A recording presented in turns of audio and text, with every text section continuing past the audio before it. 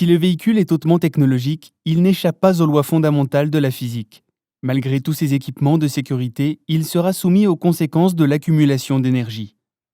Bien connaître les effets de l'énergie cinétique vous permettra de mieux mesurer les conséquences d'une vitesse trop élevée.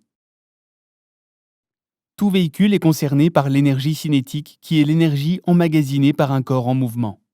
Ainsi, plus la vitesse augmente, plus l'énergie augmente et plus votre véhicule est poussé vers l'avant. A l'inverse, lorsque vous ralentissez votre véhicule, l'énergie cinétique se dissipe petit à petit jusqu'à l'arrêt complet du véhicule où l'énergie cinétique est nulle. Comment l'énergie cinétique se dissipe-t-elle ? L'énergie cinétique ne se dissipe que si un corps ou un objet absorbe cette énergie en s'usant.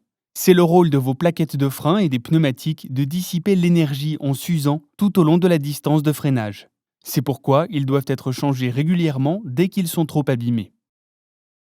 De plus, cette dissipation demande du temps et de la distance, de la même manière qu'il vous faut un peu de temps et de distance lorsque vous vous arrêtez de courir. En cas d'arrêt brutal, lors d'un choc frontal comme un poteau par exemple, l'énergie cinétique se dissipera brusquement en générant une onde de choc destructrice. Une partie de l'énergie va détruire le véhicule et ses équipements de sécurité, créés pour absorber l'onde de choc. La partie restante, quant à elle, générera blessures et mort. C'est pourquoi il est primordial de toujours vérifier que tous les passagers sont bien attachés et que les équipements de sécurité fonctionnent, que les airbags ne sont pas désactivés par exemple. Les études montrent qu'une voiture moyenne avec ceinture, airbag et renfort assure l'absorption quasi complète jusqu'à 56 km/h environ lors d'un choc frontal contre un obstacle fixe, arbre, mur, poteau. Au-delà de cette vitesse, l'onde de choc restante causera des blessures graves, voire la mort des personnes installées dans l'habitacle. Maintenez donc bien vos distances de sécurité pour pouvoir ralentir suffisamment et passer ainsi en dessous des 56 km/h avant le choc si celui-ci s'avérait malheureusement inévitable.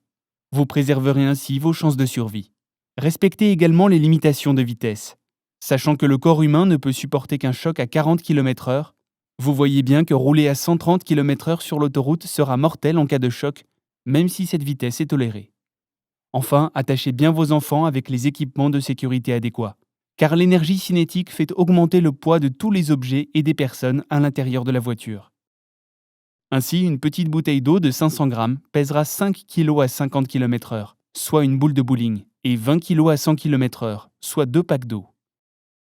Un enfant de 2 ans de 12 kg pèsera 120 kg à 50 km/h, soit le poids d'un sumo, et 500 kg à 100 km/h, soit le poids d'un ours adulte. Vous vous représentez maintenant ce qui vous tombera dessus en cas de projection. C'est donc de l'énergie cinétique que dépend la distance de freinage et d'arrêt, et la gravité des dégâts et des blessures lors d'un accident.